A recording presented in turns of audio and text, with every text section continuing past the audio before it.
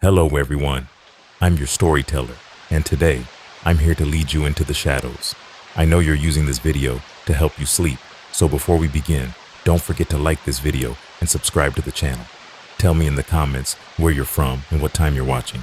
Lay back comfortably, relax, and let's begin. The highway stretched endlessly in front of me, the black ribbon of asphalt illuminated only by the cold glow of my headlights. It was well past midnight. I'd been driving for hours, and the weariness in my bones felt like a heavy, suffocating blanket. The hum of the engine and the rhythmic slap of the tires on the road had become a lullaby that threatened to pull me into sleep. I rubbed my eyes, feeling the grit of exhaustion behind my lids. The digital clock on my dashboard blinked 12:23 a.m.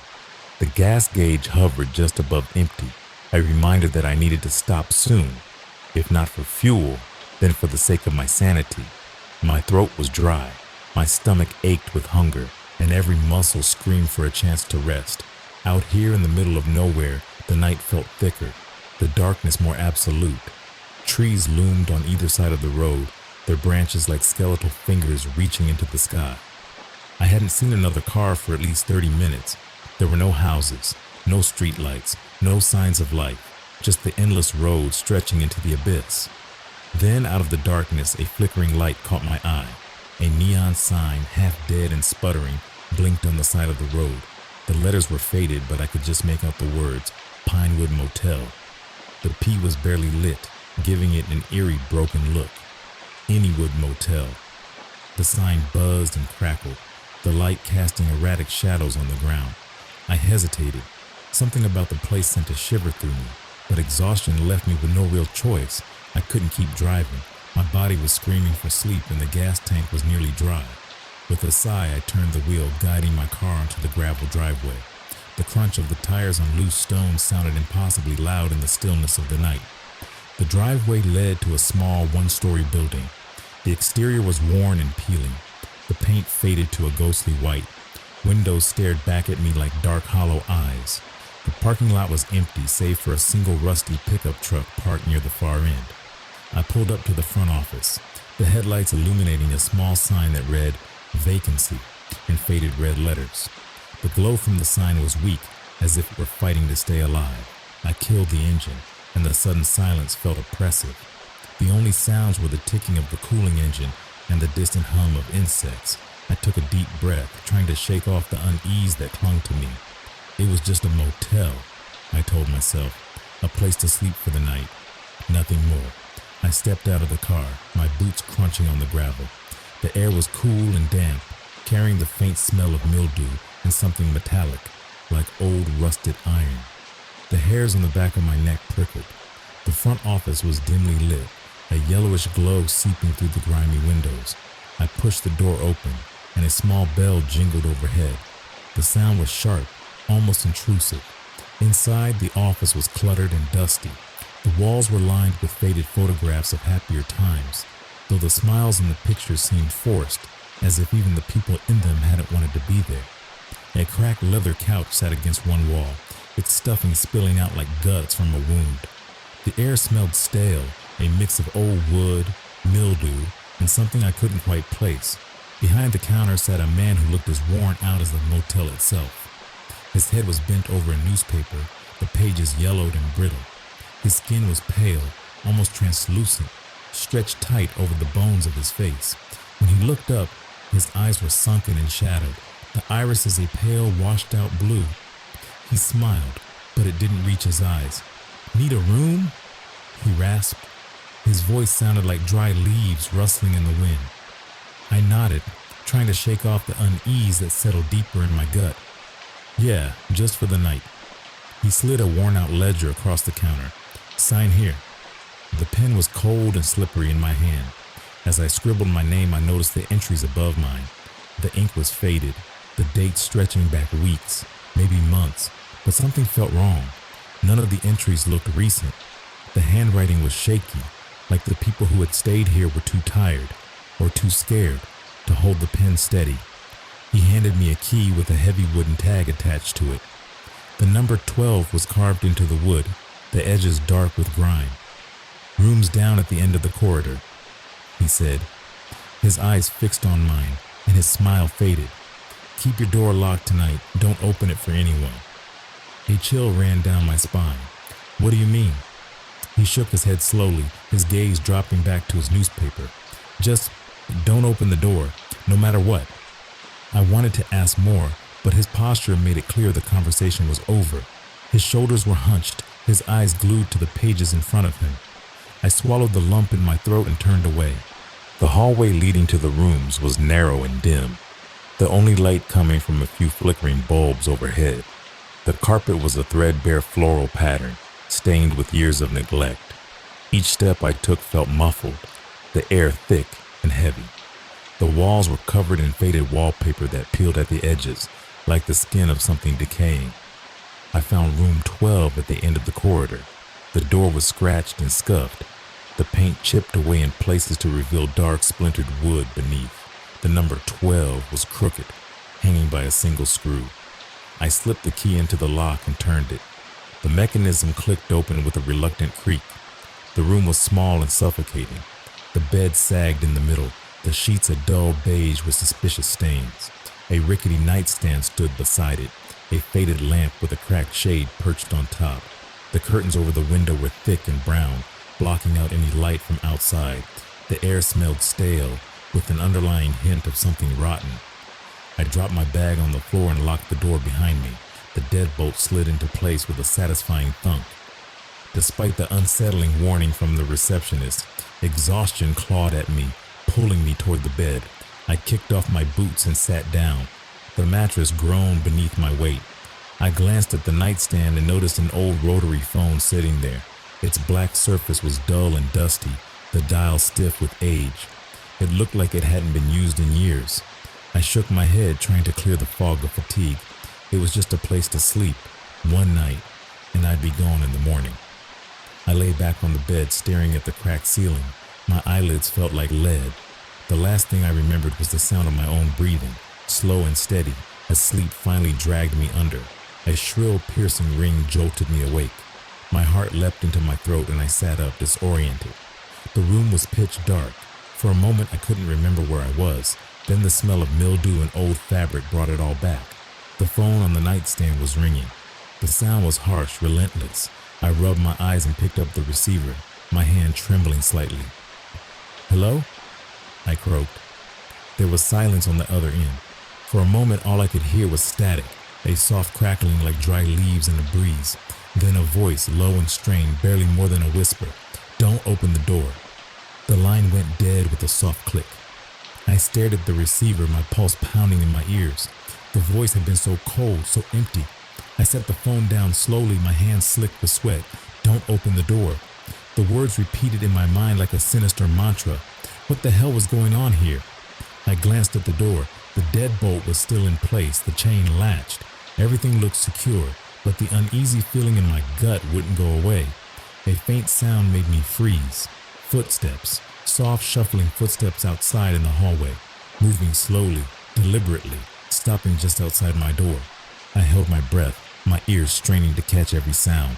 The footsteps had stopped, but the silence was even worse. It pressed in on me, thick and suffocating. My mind screamed at me to stay still, to not make a sound, but curiosity clawed at the edges of my fear. I had to know who or what was out there.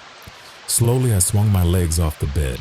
The floorboards creaked beneath my weight, the sound far louder in the oppressive stillness. I winced, freezing in place. My heart pounded in my chest, each beat a hammer blow. I waited, eyes locked on the door, but nothing happened. I took another cautious step toward the door. The metal chain rattled softly as I leaned in to peer through the peephole. The glass was dirty, smudged with years of neglect, but I could still see into the dim hallway. Empty. The hallway was just as I had left it. Narrow, dimly lit, the wallpaper peeling away like dead skin. There was no one there, no shadow, no movement, just the flickering of a single bulb overhead, casting erratic patterns on the floor. I exhaled slowly, my breath shuddering out of me. Maybe I was losing my mind. Maybe exhaustion was playing tricks on me. I rubbed my face, trying to banish the tension that gripped me. Then, just as I started to pull back from the door, something changed. A shape emerged at the edge of the hallway, not walking, not moving, and just there, a figure cloaked in shadows, my breath caught in my throat. I couldn't make out any features, just the outline of a person standing completely still. Then it started to move. Slowly, the figure stepped closer to my door, each movement deliberate, as if savoring every step. The light flickered, and for a brief moment I saw a face, or rather the lack of one. The figure wore a mask, stark white, expressionless, the kind of mask that clung to the edges of nightmares. The eyes were hollow, black voids that seemed to suck the light from the hallway. The mouth was frozen in a grotesque mockery of a smile. My vision blurred as panic surged through me. My hands trembled as I backed away from the door, the chain rattling with my movements. The figure stopped just outside my door. I couldn't breathe. I couldn't move. My limbs felt like they were filled with lead. Every instinct screamed at me to run, to hide, to do something. Then the knocking started. 3 slow, deliberate knocks. Each one reverberated through the door, through the floor, through my bones. The sound was deep and hollow, like the tolling of a funeral bell. Knock, knock, knock. I bit my lip to keep from screaming. My body shook with terror, cold sweat dripping down my back. The words from the phone call echoed in my mind. Don't open the door. I stumbled back, nearly tripping over my own feet. The phone sat on the nightstand, silent now, a useless relic. I felt like a cornered animal, trapped in a room that had suddenly become a cage. Another knock, louder this time, more insistent. I clenched my fists, trying to think. What was I supposed to do? Call for help? There was no one to call. The man at the front desk hadn't exactly been reassuring. And besides, I doubted anyone would come running to help a stranger in a place like this. The knocking stopped. The silence that followed was deafening. I strained my ears, waiting, dreading what would come next. Then I heard it. The slow, deliberate sound of footsteps retreating. The figure was walking away, the soft thud of boots on carpet growing fainter. Relief washed over me, but it was a fragile, temporary thing. I didn't trust this sudden calm. My instincts were still screaming. I forced myself to breathe, to slow my racing heart. I needed to get out of here. I couldn't stay in this room, in this motel. Something was terribly wrong, and every second I stayed felt like a countdown to something worse. I grabbed my bag, my fingers fumbling with the zipper. My clothes were crumpled, my toiletries scattered, but I didn't care. I just needed to get out. I slung the bag over my shoulder and took one last look at the door. It was still locked, the chain still latched. I took a deep breath and turned toward the window. The curtains were heavy, the fabric rough under my fingers. I pulled them aside, hoping to see the parking lot, my car, a path to freedom. But what I saw made my blood turn to ice. The figure was standing outside the window. The mask was inches from the glass, the hollow eyes staring straight at me. The pale face was lit from below by a flickering light, casting shadows that danced across its features. The grotesque smile on the mask seemed to widen, to stretch impossibly far. My legs buckled and I stumbled back, a strangled cry escaping my throat. My back hit the bed and I sank to the floor, my hands shaking uncontrollably. The figure didn't move. It just stood there, its presence like a physical weight pressing down on me. My vision blurred with tears. My mind was a hurricane of panic and disbelief. This couldn't be happening. This couldn't be real. Then slowly the figure raised a hand. The fingers were long and thin, wrapped in black gloves. The hand tapped the window gently, rhythmically. The sound was soft, almost polite, but it sent waves of terror crashing through me. Tap, tap, tap. I squeezed my eyes shut, my breath coming in short, ragged gasps. This was a nightmare. It had to be. If I just stayed still, if I just didn't look, maybe it would go away. But the tapping continued. I forced myself to open my eyes, to confront whatever this was. The figure was still there, still staring, still tapping. But something had changed. The mask was no longer smiling. The mouth had twisted into a frown, the edges pulled down in a grotesque expression of disappointment. The hollow eyes seemed to darken, as if the figure was angry. Then, without warning, the figure lunged at the window. The glass shattered with an ear-splitting crash, shards flying into the room. I screamed, scrambling backward, my hands slicing on the broken glass. The figure's arm reached through the jagged hole, fingers grasping wildly. I didn't think. I didn't hesitate. I turned and bolted for the door. My hand fumbled with the chain, adrenaline making my movements clumsy. The figure's fingers were inches from my back, the sound of glass crunching underfoot echoing in my ears. I tore the chain free, yanked the door open and ran. The hallway stretched out in front of me, dim and endless. My feet pounded the threadbare carpet, my breath a ragged, desperate thing. I didn't look back. I couldn't look back. The only thought in my mind was escape. I burst into the front office, the door slamming open with a crash. The man behind the counter jerked his head up, his eyes wide with shock. What the hell? I didn't stop. I didn't explain. I pushed through the front door and into the cold night air. My car was there, a beacon of salvation in the darkness. I fumbled with the keys, my hands shaking so badly I almost dropped them. Finally, the key slid into the lock. I yanked the door open, threw myself inside, and locked the doors. My chest heaved. My heart felt like it would explode. The parking lot was empty. No figure, no mask, just the shattered window of room 12, the curtains fluttering in the cold breeze. I turned the ignition. The engine roared to life, the sound filling me with a desperate kind of hope. I slammed the car into drive and tore out of the parking lot, gravel spraying behind me. As I sped down the dark highway, I glanced in the rearview mirror. The Pinewood Motel receded into the distance, its neon sign flickering one last time before vanishing into the night.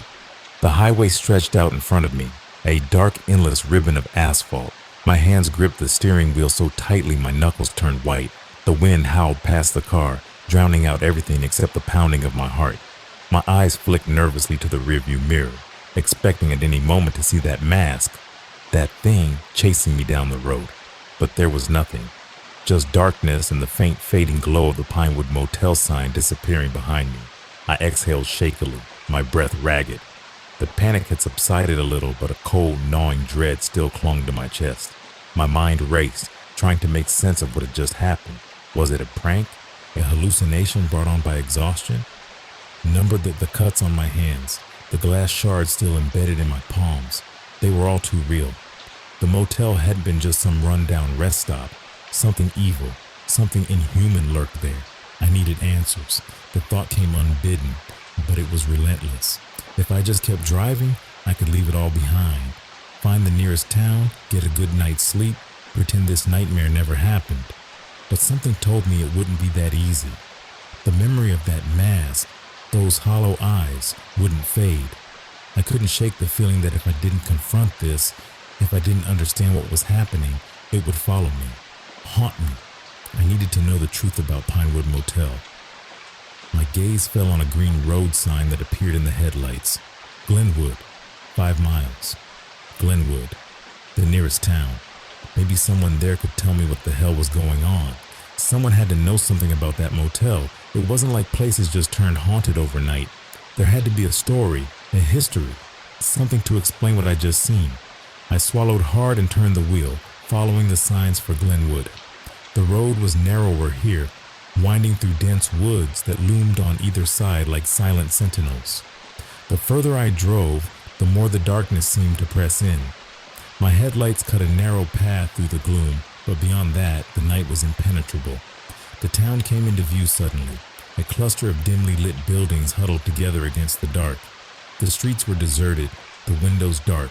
It was well past midnight, and Glenwood seemed to be the kind of place that rolled up its sidewalks when the sun went down. I slowed the car as I entered the main street.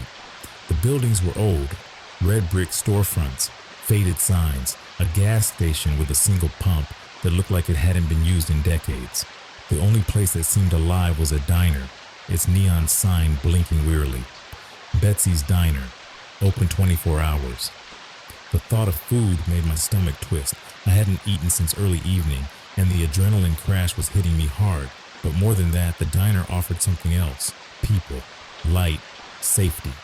I pulled into the parking lot, gravel crunching under the tires. The engine's hum felt reassuring, a tether to reality.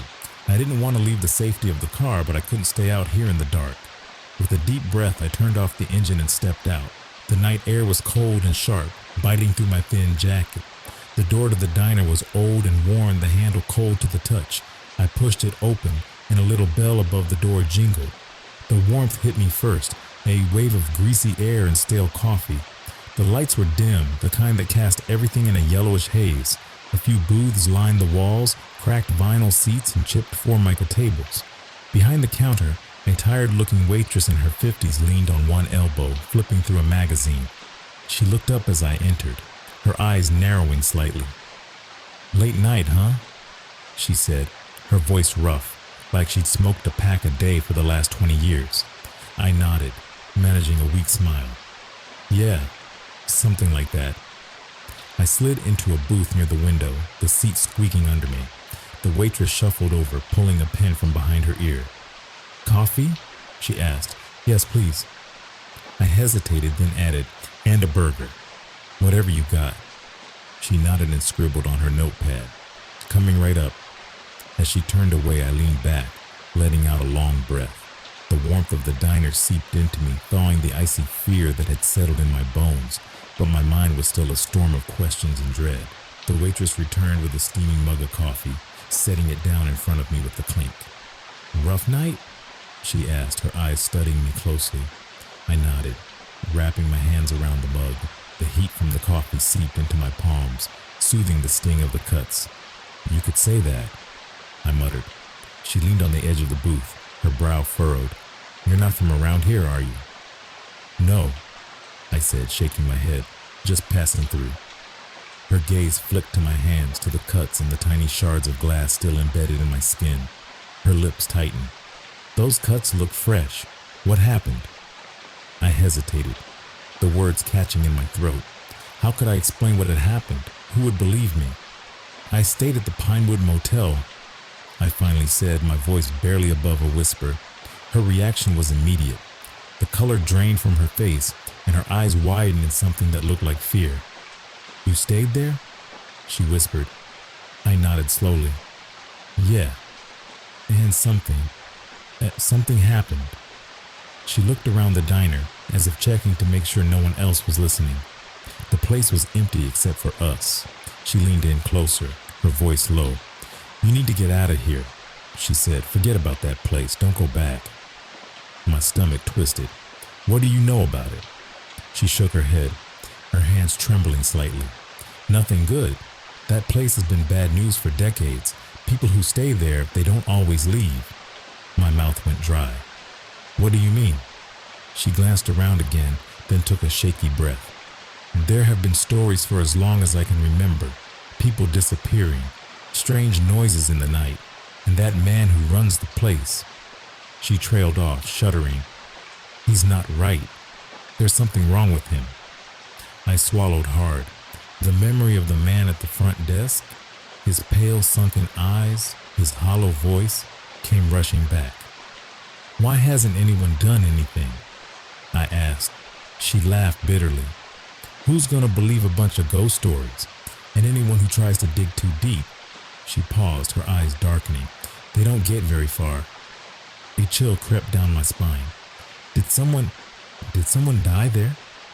Her gaze locked onto mine, and I saw the fear behind her eyes. More than one, she whispered, and not all of them left quietly. I felt like the floor was falling out from under me. The walls of the diner closed in, the warmth turning suffocating. I pushed the coffee away, my stomach churning. The waitress straightened up, her face set in a grim mask. Take my advice, she said, her voice firm. Drive away and don't look back. She turned and walked back behind the counter, leaving me alone with my thoughts. My mind was a whirlpool of fear and confusion. I wanted to take her advice, to run, to leave this nightmare behind, but something held me back. A nagging feeling, a sense that if I didn't figure out what was happening, it wouldn't end. I couldn't leave it unfinished. I glanced out the window into the dark street. The shadows seemed deeper, more menacing.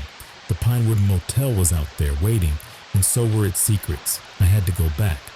The waitress's warning echoed in my mind, a relentless whisper. Drive away and don't look back. But I couldn't. Something inside me, maybe stubbornness, maybe stupidity, refused to let me walk away. My gut twisted with dread, but curiosity clawed at me. The Pinewood Motel had secrets, dark, dangerous secrets. If I didn't confront them, I knew they would haunt me forever. I finished the coffee, the bitterness doing little to settle my nerves. My hands still trembled, the cuts on my palms stinging. I left a crumpled bill on the table and walked out of the diner. The cold night air slapped me in the face, sharp and biting. The parking lot was silent, my car sitting under the pale glow of a flickering street lamp. I hesitated for a moment, staring at the driver's door, the key cold in my hand. My mind screamed at me to get in, to drive away, to forget everything. But my feet felt like they were cemented to the ground. I needed answers. The engine roared to life, a reassuring sound in the empty night. I turned the car around and headed back toward the highway. The road stretched out in front of me, a dark tunnel bordered by looming trees. The headlights cut through the shadows, but beyond the glow, the darkness was absolute. As I drove, a sense of inevitability settled over me, like I was caught in a current, being dragged back to the Pinewood Motel, whether I wanted to go or not. My mind replayed the events of the night. The figure in the hallway, the mask at the window, the voice on the phone whispering, "Don't open the door." What had happened there? And why did it feel like I was being pulled back, like a thread connecting me to that cursed place? The neon sign appeared out of the darkness, still flickering, still broken. Pinewood Motel. The letters seemed to sneer at me, mocking my return. The gravel crunched under my tires as I pulled into the lot. The shattered window of room 12 stared back at me, the curtains fluttering like ghostly fingers. I killed the engine and sat there, the silence pressing in. My breath fogged up the windshield. The weight of dread settled on my chest, making it hard to breathe. I forced myself to move, opening the door and stepping out into the cold night. My boots crunched on the gravel, each step too loud in the stillness.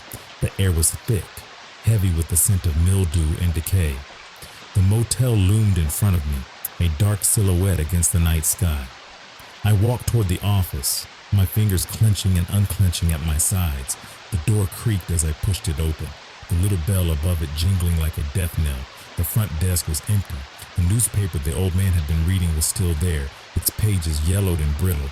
The clock on the wall ticked steadily, each second a reminder that time was moving forward, even if everything else felt frozen. I cleared my throat. "Hello?" My voice sounded thin, swallowed by the musty air. No answer. The office felt colder than before, the shadows deeper. I stepped up to the counter, my eyes scanning the room. The old man's chair was pushed back, as if he had left in a hurry. A door behind the counter, slightly ajar, led to a back room. I hesitated, every nerve in my body screaming at me to stop, but I pushed the door open. The room beyond was a small, cluttered living space. A cot in the corner, a table covered with old receipts and papers, a single bare light bulb dangling from the ceiling. The air smelled of stale cigarettes and something sour. The bed was unmade, the blankets twisted and stained. On the table, a half-empty bottle of whiskey sat next to an old cracked coffee cup. But what drew my attention was the wall. It was covered with photographs, old faded pictures of people, men, women, children, all of them looking directly at the camera, their expressions hollow. Beneath each photo was a name and a date. My stomach twisted as I realized the dates spanned decades, some stretching back to the 1960s, and then I saw it, a photograph of myself. My breath caught in my throat. The picture was recent, taken tonight. I was standing in the motel hallway, my eyes wide with fear. The date beneath it read October 13th, 2017. My hands shook as I reached out and touched the photo. The paper was cold, the ink smudged. I felt like the walls were closing in, the room tilting under my feet. Looking for something? The voice came from behind me, low and rasping. I spun around, my heart hammering against my ribs. The old man from the front desk stood in the doorway. His pale eyes gleamed in the dim light. His lips curled into a smile that didn't reach his eyes. "You shouldn't be here," he said softly. "You should have left when you had the chance." I swallowed hard, my throat dry. "What is this?" I gestured to the photographs. "What are you doing here?" His smile widened, but it was a cruel, empty thing. "Preserving memories," he said. "They all came here just like you, and they all stayed." A cold shiver ran through me. "Stayed?" He nodded slowly. "The motel doesn't let go. Once you check in, you become part of it, part of the story." I took a step back, my mind screaming at me to run, but my legs felt heavy, like they were sinking into the floor.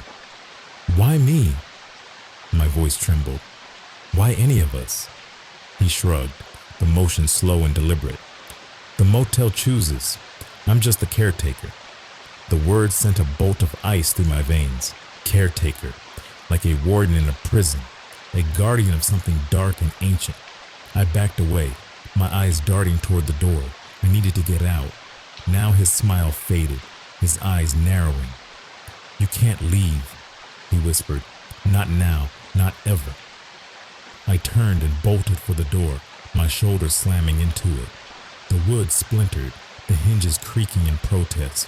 I burst into the hallway, my boots pounding on the threadbare carpet. The lights flickered overhead, casting wild shadows that danced along the walls. The door to room 12 stood open, the shattered glass glittering like ice on the floor. I sprinted past it, my lungs burning, my vision blurring. The front door loomed ahead, the neon sign casting a sickly glow through the glass. I threw myself at the door, my hands scrabbling for the handle. It turned, but the door wouldn't budge. It was like trying to push through solid concrete. "No," I gasped, panic clawing at my throat. "No, no, no." I turned back, my breath coming in ragged sobs. The hallway stretched out in front of me, impossibly long, the walls closing in. The old man stood at the far end, his figure distorted by the flickering lights. "You can't leave," he whispered, his voice echoing in my mind. "You're already part of it." Then the lights went out. Total darkness swallowed me. I couldn't see, couldn't move. My breath came in shallow gasps, the air thick and cold. Somewhere in the dark, the sound of footsteps echoed, slow, deliberate, getting closer, and then a voice, low and cold, whispered in my ear, "Don't open the door." Darkness suffocated me. It was complete and absolute, like I'd been swallowed by an abyss. My breath came in short, frantic gasps. The air felt colder now, thicker, pressing down on me like a weight I couldn't shake off. I forced myself to stay still, to listen. My ears strained, but the silence was unnerving, like the world had stopped breathing. Then I heard it. Footsteps, soft, slow, deliberate. Each step sent a spike of terror through my body. The sound seemed to come from everywhere and nowhere, echoing off unseen walls. My mind screamed at me to run, to move, but fear held me in place. My legs felt like lead, my muscles frozen with dread. The footsteps grew louder, closer, tap, tap, tap. I could almost feel them, reverberating through the floor and up into my bones.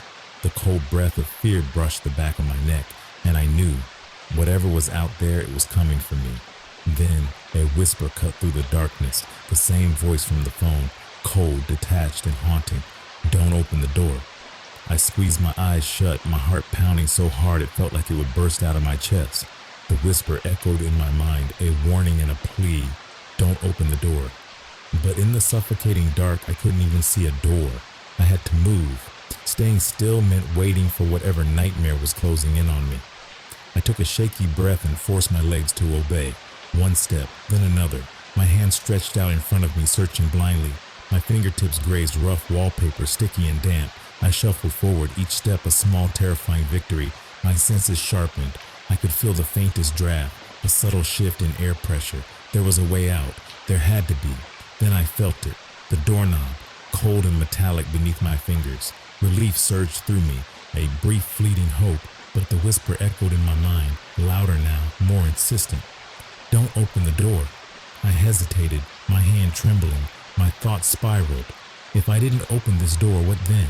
Stay here in the dark, waiting for the footsteps to reach me, for the masked figure to wrap its cold fingers around my neck. But if I opened the door, what if that was worse? My breath came in short, sharp bursts. Panic coiled in my stomach. The footsteps were closer now. The air was colder. I could feel a presence behind me, heavy, watching, waiting. The whisper returned, but now it wasn't a whisper. It was a scream. Don't open the door. I yanked my hand away like the doorknob had burned me. My body trembled, torn between fear and desperation. The footsteps were right behind me. I could feel the cold breath of whatever was there. Then, out of the darkness, a sound I didn't expect. Knocking. Soft, rhythmic knocks on the other side of the door. 3 of them. Knock. Knock. Knock. My legs nearly buckled. My head spun. Who, or what, was on the other side? The knocks were so gentle, almost polite, but they carried a chilling familiarity. The same 3 knocks I'd heard before. I turned around slowly, my back to the door. My eyes were useless in the dark, but my other senses were screaming. I could feel it. Something was standing there just inches away. Then I heard it breathing. low and ragged, like wind scraping through dead leaves. I clenched my fists, my nails biting into my palms. I was trapped, a nightmare behind me, and an unknown horror knocking softly in front of me. The knocking grew louder. Knock, knock, knock. It wasn't gentle anymore. It was demanding, desperate. I had to decide. I took a deep, shuddering breath and turned back to the door. My hand found the doorknob again. It was ice cold, and the metal seemed to pulse under my fingers. "Don't open the door," the voice pleaded again, but it was weaker now, a fading echo. I tightened my grip. The footsteps behind me stopped. The breathing grew louder, closer. The darkness seemed to close in, suffocating me. I couldn't take it anymore. With a scream of defiance, I twisted the doorknob and yanked the door open. Light, blinding, searing light flooded the hallway. I stumbled forward, the brightness searing my eyes, my lungs filled with cold, clean air. The weight on my chest lifted, the suffocating darkness vanished. I turned around, blinking away tears, trying to see what was behind me. The hallway was empty, no masked figure, no old man, just peeling wallpaper and flickering lights. The door behind me swung shut with a soft click. My hands were shaking, my heart still a wild drum beat in my chest. I looked around. The motel was quiet, too quiet, like the building itself was holding its breath. I took a step forward, then another. The floorboards creaked underfoot, but the sound was normal now. Just wood, just an old building, not the sinister echoing steps from before. I made my way to the front door of the motel lobby. The glass was cracked, but it opened easily.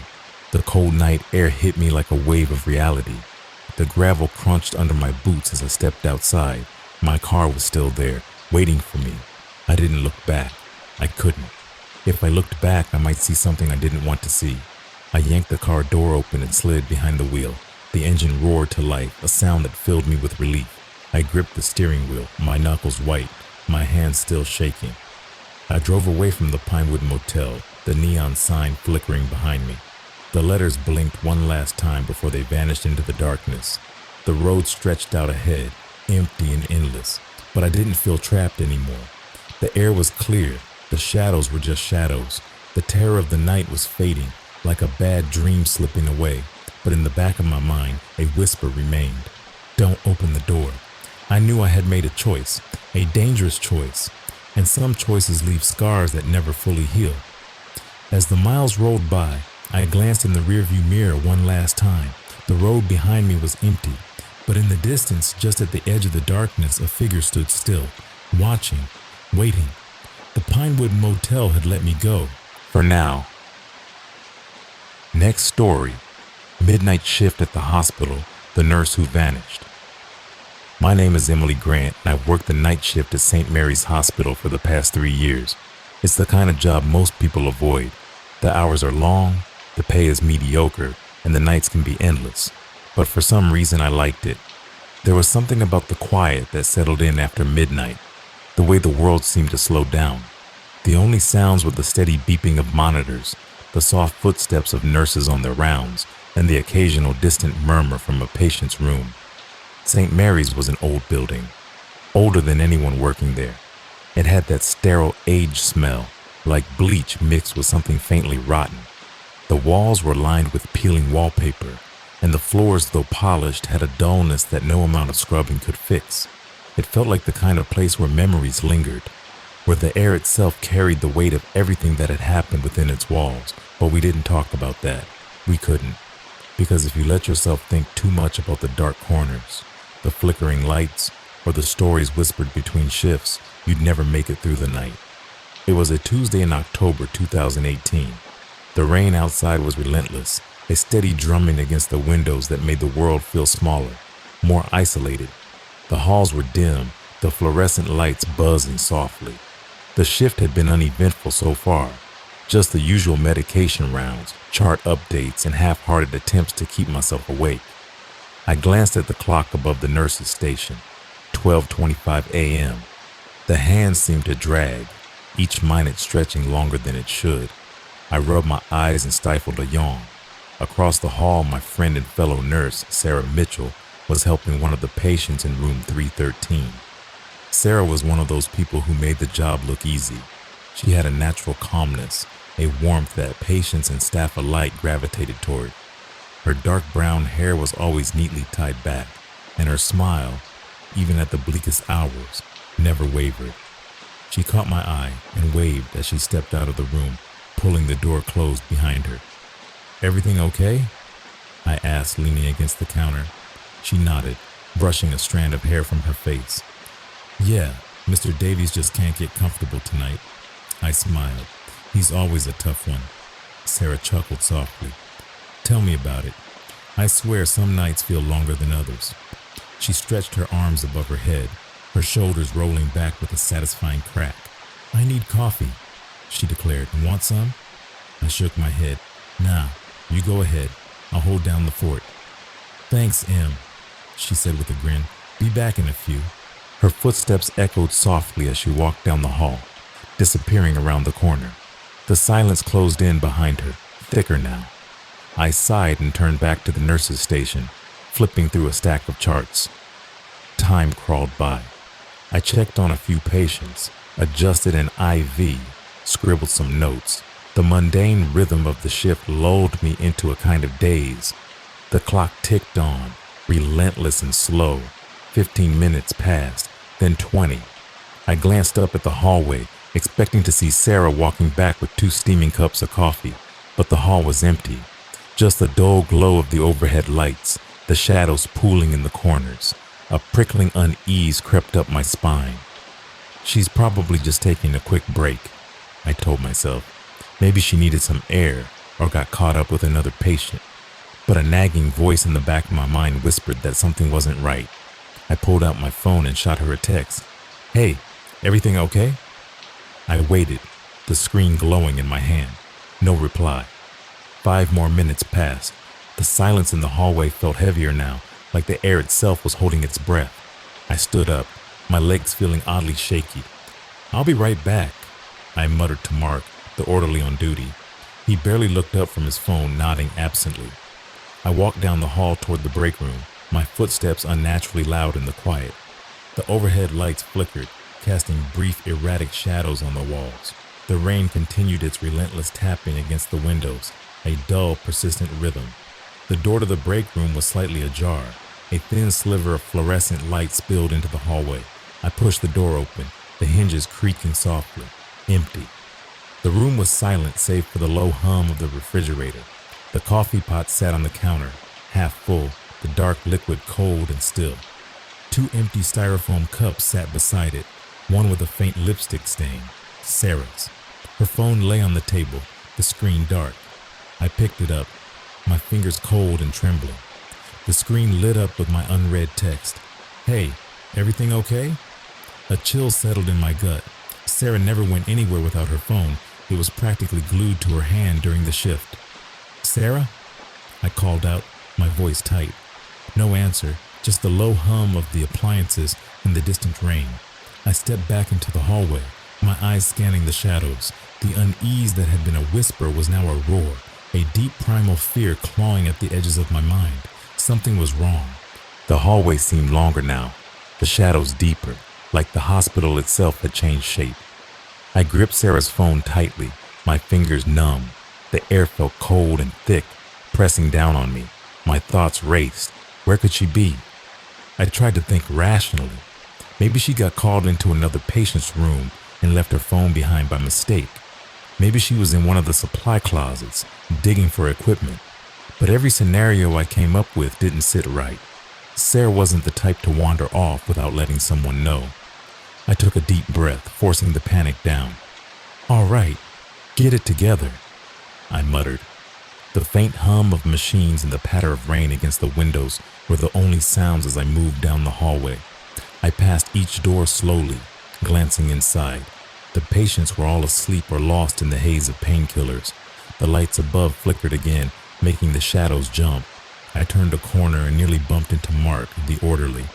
He was tall and broad-shouldered, with sandy blonde hair and an easy smile, usually. Tonight, his face was tight with concern. "Hey," he said, his brow furrowed. "Did you find her?" I shook my head. "Number, she's not in the break room.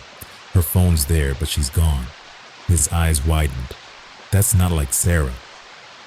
I know, I said, my voice barely above a whisper. Something's wrong, Mark. He nodded, his jaw clenched. Okay, let's check the rest of the floor. Maybe she went to the ER or the surgical wing. We split up. Mark went toward the emergency room and I headed for the surgical wing. My shoes squeaked against the linoleum, the sound unnaturally loud. The farther I walked, the tighter the fear coiled in my chest. The silence was oppressive, broken only by the occasional distant cough or the whir of a machine. I reached the double doors to the surgical wing and pushed through them. The air felt colder here, the kind of cold that seeped into your bones. The lights above flickered more violently, casting jagged shadows that seemed to move when I wasn't looking directly at them. Sarah? I called out, my voice shaking slightly. Nothing. I passed the empty nurse's station, the computer screen glowing faintly. A half-finished chart sat on the desk, the pen beside it rolling slightly as if someone had just set it down.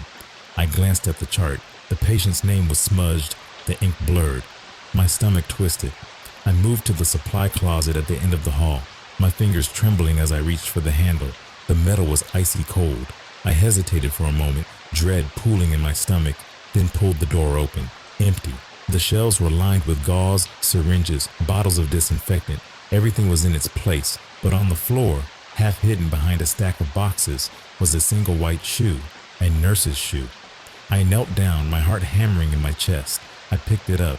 It was small, the kind of shoe Sarah wore. The sole was scuffed, a faint brown stain smeared across the side. My hands shook.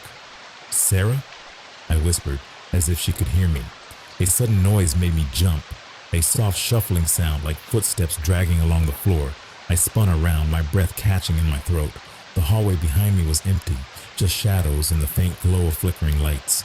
I took a step back, the shoe clutched in my hand. The air felt colder now, a chill that seeped into my lungs. My skin prickled, a sense of being watched creeping over me. Emily? Mark's voice echoed from down the hallway. I exhaled, the tension in my chest easing just a little. Mark, I'm here. He appeared at the end of the hall, his face pale. He looked at the shoe in my hand, his eyes narrowing. Is that Sarah's? I nodded, my throat tight. Yeah, I found it in the supply closet. He rubbed a hand over his face, his jaw clenched. I checked the ER. She's not there. It's like she just vanished. The word hung in the air, heavy and terrible. Vanished. I shook my head. That doesn't make sense. She was just here. People don't just disappear. Mark didn't say anything, but his eyes told me he was thinking the same thing I was. Something was very wrong. A crackling sound came from the overhead speakers, making us both jump. The hospital's PA system, ancient and unreliable, sputtered to life. Code Silver. Repeat, Code Silver. Mark frowned. Code Silver? Isn't that for missing person? I whispered. The words settled between us like a weight. The hospital was on alert. Someone else knew Sarah was gone. Come on, Mark said. Let's check the security office. Maybe they saw something on the cameras. I nodded, my legs feeling shaky as we walked back through the silent halls. The flickering lights seemed harsher now, the shadows more sinister. The rain against the windows sounded like a faint tapping, as if something was trying to get in, or trying to get out. The security office was a small windowless room near the main entrance. The door was slightly open, the glow from multiple screens spilling into the hallway. We stepped inside, the air thick with the smell of stale coffee and old electronics. Officer Ramirez was sitting at the desk, his eyes fixed on the monitors. He was in his 50s, with graying hair and a permanent frown etched into his face. He looked up as we entered, his eyes narrowing. "What are you two doing here?"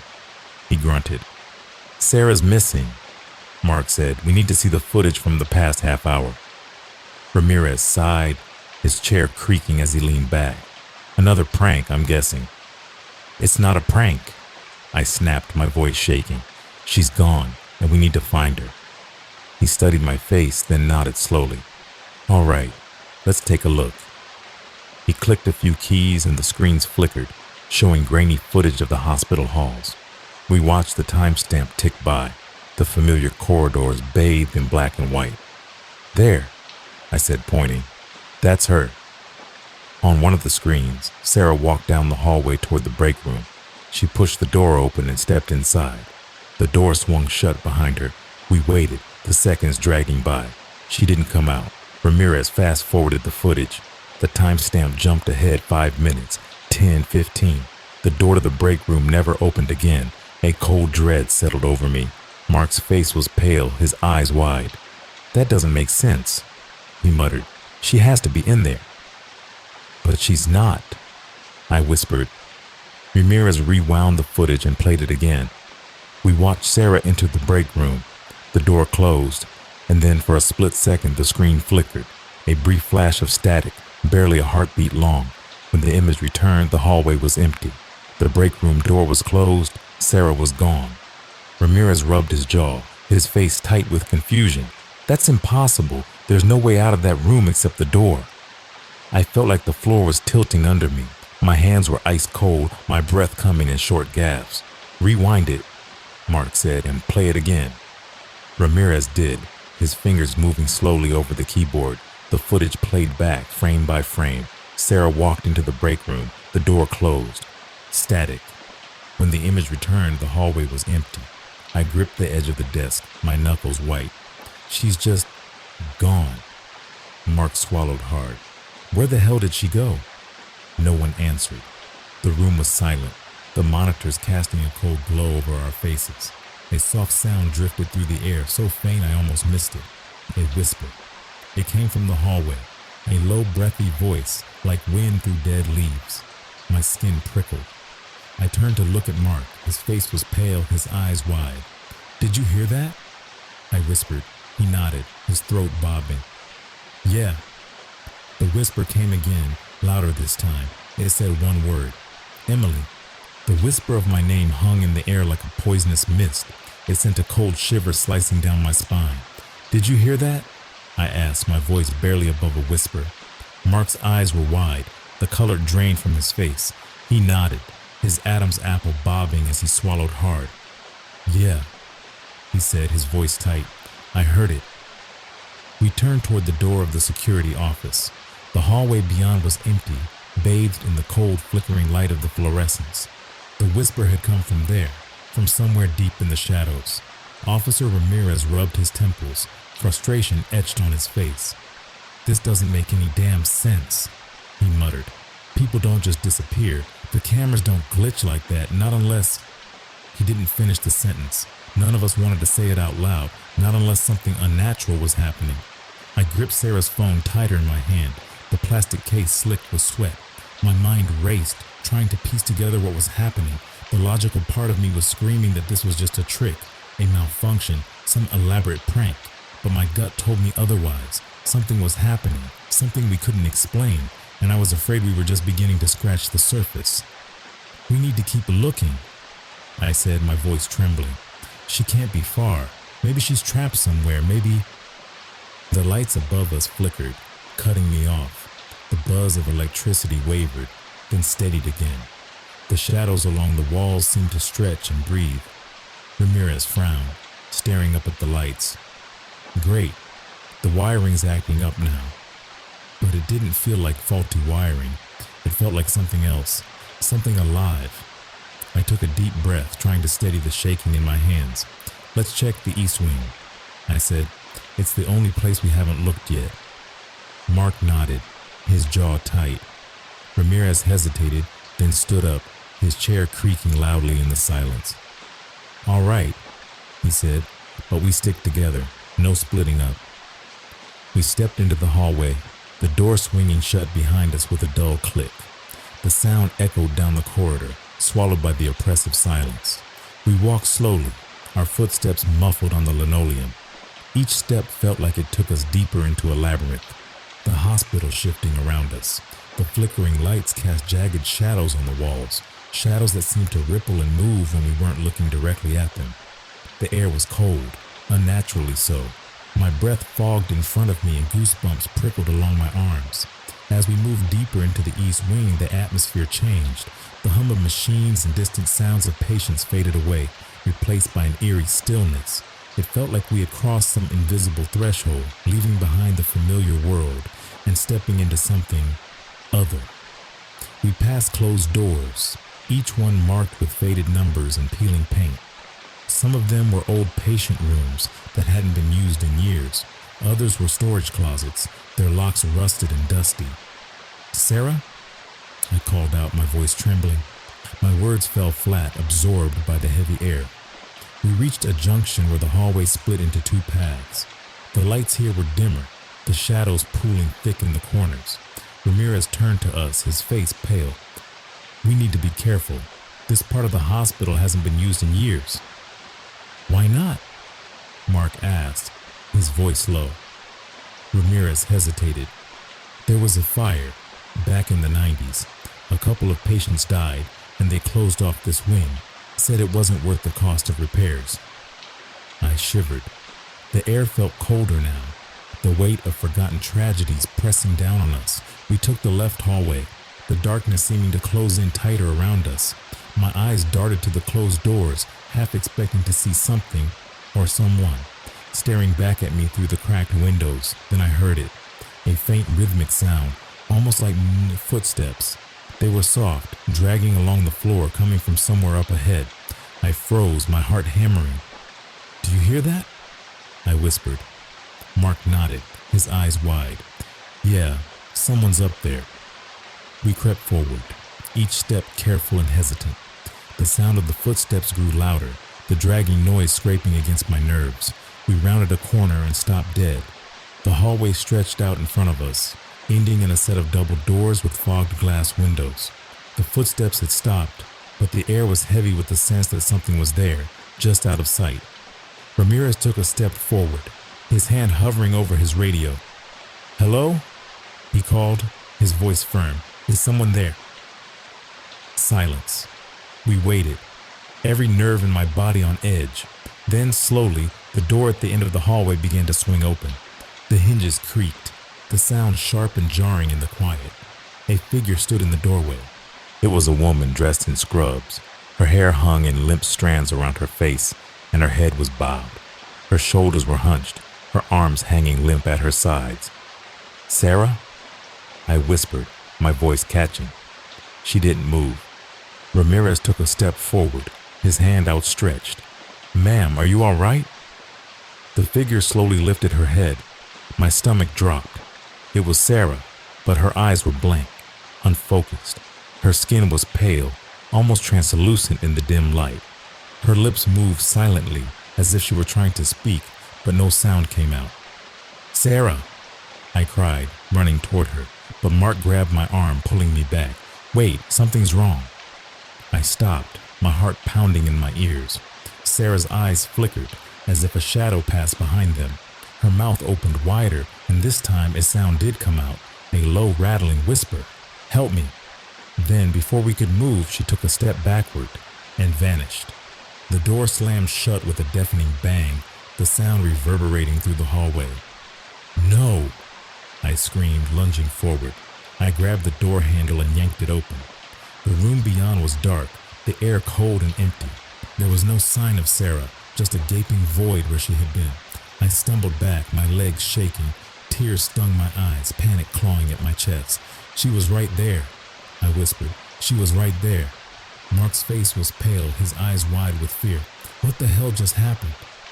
Ramirez shook his head, his face ashen. "I don't know, but this isn't right. None of this is right." A soft sound echoed through the hallway. A whisper, barely audible. It was my name. Emily. The shadows along the wall seemed to pulse and breathe, like they were alive. The cold seeped deeper into my bones, and I knew with a sick certainty that whatever had taken Sarah was coming for me next. The whisper of my name echoed through the cold hallway. Emily. It came from nowhere and everywhere at once, seeping into my bones, chilling my blood. My legs felt frozen, like they'd forgotten how to move. My heart pounded so hard it felt like it might burst out of my chest. Mark's hand tightened on my shoulder. His voice was a low, shaky whisper. "Did you hear that?" I nodded, my throat too tight to speak. The shadows along the walls seemed to thicken, pressing in closer. The air was heavy, suffocating, like we were trapped in a nightmare that refused to end. Ramirez's face was pale, his eyes darting to the shadows. He swallowed hard. "We need to get out of this wing, now." His voice broke the spell. My legs unlocked, and I took a shaky step back. My mind screamed at me to run, but something held me in place, a gnawing feeling deep in my gut. We were missing something. "No," I said, surprising myself with the strength in my voice. "We can't just leave her. Sarah's still here. I know it." Mark looked at me like I'd lost my mind. Maybe I had, but I couldn't shake the feeling that if we left now, we'd never see Sarah again. She'd vanish into the hospital's dark depths, becoming just another unsolved mystery, another forgotten story whispered by night shift nurses. Ramirez clenched his jaw, his eyes hard. "Emily, I get it, but we're dealing with something unnatural here. We need to regroup, call for backup." Backup. The word felt meaningless. Who could help us now? What kind of backup did you call for when you were being hunted by shadows and whispers? I shook my head. "Go if you want. I'm staying." Mark cursed under his breath, running a hand through his hair. "Damn it, Emily." But he didn't move to leave. Ramirez sighed, his shoulders slumping. "All right, but we need to be smart. No more running blind. We find out what's happening here and we get out, together." I nodded, relief and dread swirling in my gut. "Let's start with the old records room. If there's something the hospital doesn't want us to know, it'll be there." Ramirez hesitated, then nodded. "Fine, let's move." The records room was tucked away in the basement, down a narrow flight of stairs that smelled of mildew and stale air. The fluorescent lights flickered as we descended, casting jagged shadows on the cracked walls. The temperature dropped with each step, the cold seeping into my bones. At the bottom of the stairs, Ramirez unlocked a heavy metal door, the key clinking in his trembling hand. The door creaked open, revealing rows of filing cabinets stretching into the gloom. Dust hung in the air, swirling in the thin beams of light from the flickering bulbs overhead. The smell of old paper and decay filled my nostrils. It felt like stepping into a tomb. Mark wrinkled his nose. "This place reeks." I ignored him, my eyes scanning the room.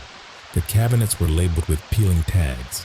Patient files, 1980 to 1990. Incidents, 1990 to 2000. Maintenance reports. My gut told me we were getting close. "We're looking for anything about the East Wing," I said. "Anything about fires, disappearances, strange incidents." We spread out, each of us taking a row of cabinets. The metal drawers screeched as we pulled them open. The files inside yellowed and brittle. I flipped through pages, the words blurring together. Patient names, treatments, dates, all mundane, all ordinary, until I found it. A thin file wedged between two thicker folders. The label was smeared, almost illegible. Incident report, East Wing, 1994. My heart pounded as I pulled it out. The paper was cold, the ink faded. I scanned the text, my eyes catching on key phrases. Fire broke out in room 412. 2 patients missing. Nurse reported seeing figures in the smoke. Hallucinations. Whispers. Wing closed indefinitely. I swallowed hard, my mouth dry. The words blurred, the edges of the paper trembling in my hands. "Guys," I said, my voice shaking, "you need to see this." Mark and Ramirez hurried over, their eyes narrowing as they read the file. The color drained from Mark's face. "This can't be real," he whispered. They knew something was wrong. They knew and just closed it off? Ramirez's jaw clenched. They buried it, covered it up, and now it's happening again. I flipped to the last page of the report. There was a handwritten note scrawled in shaky letters. "They're still here, trapped, waiting." A chill ran through me. I turned the page over, but the file ended there. No explanation, no resolution, just those final haunting words. "They're still here, trapped, waiting." My mind raced. Was Sarah one of them now? Trapped in whatever dark force lingered in the East Wing? A sudden sound shattered the silence, a soft scraping noise like footsteps on concrete. We froze, the file slipping from my fingers. The footsteps grew louder, closer, echoing in the narrow basement hallway. The air turned icy. my breath fogging in front of me. Yeah. Who's there? Ramirez called out, his voice shaking. The footsteps stopped. A whisper drifted through the air, soft and ragged. Help me. My blood ran cold. It was Sarah's voice. I turned toward the sound, my heart in my throat. The hallway outside the records room was pitch black, the shadows thick and pulsing. Sarah? I called out, my voice trembling. Is that you? No answer. Then from the darkness, a figure emerged. It was Sarah, but something was wrong. Her eyes were wide and blank, staring straight ahead. Her skin was pale, almost translucent. Her lips moved silently, as if she were trying to speak, but no sound came out. Sarah, I cried, rushing toward her. But as I reached out, her image flickered, and then she was gone, like a candle flame snuffed out. No, I screamed, my voice echoing in the basement. Sarah. The shadows seemed to close in, the cold pressing tighter against my skin. Mark grabbed my arm, his face pale with terror. We have to go, Emily, now. But I couldn't move. My eyes were fixed on the spot where Sarah had just been. My friend, my colleague, gone. Ramirez's voice cut through the haze of fear. Emily, listen to me. We can't help her if we're dead. We need to get out of here. He was right. The truth clawed at my mind, bitter and cold. Whatever was happening in this hospital, it wasn't finished with us yet. I took a shaky breath, tears blurring my vision. Okay, let's go. We turned and ran, and the shadows chasing us, the whispers nipping at our heels. But in my gut, I knew this wasn't over, and the hospital knew it too. We ran. The basement corridor stretched out in front of us, endless and suffocating. The shadows seemed to pulse, closing in with every step. The cold air sliced through my lungs, but I didn't stop. I couldn't stop. Sarah's blank, flickering image was burned into my mind, a cruel reminder that we were running out of time. Behind us, the whispers grew louder, the voices tangled together, a twisted chorus of pain and fear. Emily, help me. The words were distorted, echoing off the walls, burrowing into my brain. I felt like I was drowning in them, pulled down into a dark, endless void. Keep going, Ramirez shouted, his voice strained with panic. Mark's hand gripped my arm, pulling me forward. His face was pale, his eyes wide with terror. The file from the records room was clutched in his other hand, the paper crumpled and damp with sweat. We reached the stairs, the metal steps cold and slick beneath our feet. I stumbled, my vision blurring with tears and exhaustion. Mark caught me, his grip tight. Come on, Emily, we're almost there. We scrambled up the stairs, the whispers chasing us, gnawing at our heels. The door at the top loomed ahead, a sliver of safety in the oppressive dark. Ramirez reached it first, his hands shaking as he fumbled with the handle. It's locked, he yelled, his voice breaking. No, I screamed, panic rising in my throat. Mark shoved past him, his shoulders slamming into the door. It didn't budge. The metal was cold, unyielding. The whispers grew louder, the air vibrating with them. The darkness behind us seemed to swell, a living, breathing thing. Then a voice, low and cold, cut through the noise. You can't leave. I turned, my breath catching in my throat. A figure stood at the bottom of the stairs. It was tall and thin, cloaked in shadows. Its face was obscured, a shifting blur of darkness and cold light. But the eyes, two hollow voids, stared up at us, empty and endless. My legs trembled. The cold seeped into my bones, freezing me in place. The figure took a step forward, its movement slow and deliberate. The shadows around it writhed, reaching out like skeletal fingers. Ramirez banged on the door, his fists raw and bloody. Let us out, please. The figure took another step. The whispers grew louder, a cacophony of despair and agony. I felt like I was being pulled apart, piece by piece, my mind unraveling. The hospital was alive, its walls pulsing with the weight of forgotten pain. Then I heard it, a faint, fragile whisper. Emily. Sarah's voice. I turned to the figure, my vision swimming. Sarah? I whispered. The figure tilted its head, the shadows shifting. For a split second I saw her face, pale, terrified, trapped. Her eyes met mine, pleading, help me. My chest tightened, the air squeezed out of my lungs. Let her go. I screamed, tears streaming down my face. Please. The figure's hollow eyes bore into me, cold and pitiless. She belongs here now. A wave of despair crashed over me, dragging me down. My knees buckled, my strength fading. The shadows closed in. their cold fingers wrapping around my mind, my soul. Remember, I won't let this happen. A spark of determination flared in my chest, cutting through the fear. I clenched my fists, my nails biting into my palms. She doesn't belong here, I shouted. You can't have her. The figure paused, the shadows quivering, the whispers faltered. A moment of hesitation. I took a shaky step forward, my voice trembling but firm. Take me instead. Mark's head snapped toward me, his face pale. Emily, no. Ramirez grabbed my arm, his eyes wild. Don't do this. But I ignored them. My gaze locked on the figure, on the shifting shadows that held Sarah captive. Let her go, I whispered. Please. The figure tilted its head again, the hollow eyes narrowing. Then slowly it nodded. The shadows recoiled, the air shuddering with a deep guttural growl. The whispers turned into screams, a terrible sound that ripped through my mind. The figure raised one skeletal hand, the fingers curling. Pain exploded in my chest, cold and sharp. I fell to my knees, my vision blurring. The shadows surged around me, pulling me down into the dark. This is it, I thought. This is the end. But then through the darkness, a light flared, bright, warm. It pierced the shadows, cutting through the cold. The whispers faded, the darkness unraveling. I gasped, the air rushing back into my lungs. My eyes snapped open. Sarah was standing in front of me, her eyes wide with shock. The shadows were gone. The figure vanished. We were back in the hallway, the lights flickering overhead. Emily, she whispered, her voice trembling. I reached out, my hand shaking. Sarah.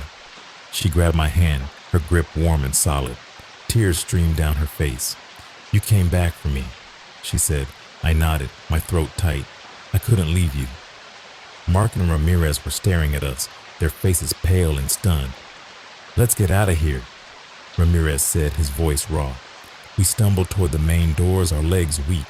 The hospital seemed to sigh around us, the air growing lighter. The whispers were gone, the shadows retreating. We pushed through the doors into the cold night air. The rain had stopped, the world still and quiet. I turned to look back at the hospital, its windows dark and empty. The building seemed different now, quieter, emptier. The weight that had hung over it was gone, or maybe just sleeping. Sarah squeezed my hand, her eyes filled with gratitude and fear. Thank you, Emily. I nodded, tears slipping down my cheeks. We made it. But deep inside, I knew the hospital wasn't finished. The shadows still lingered, waiting for the next midnight shift, the next unlucky soul. And as we walked away, I heard one final whisper. See you soon. Thank you for listening to tonight's story. If you enjoyed it, don't forget to like this video and subscribe for more chilling tales. Until next time, sleep well, if you can.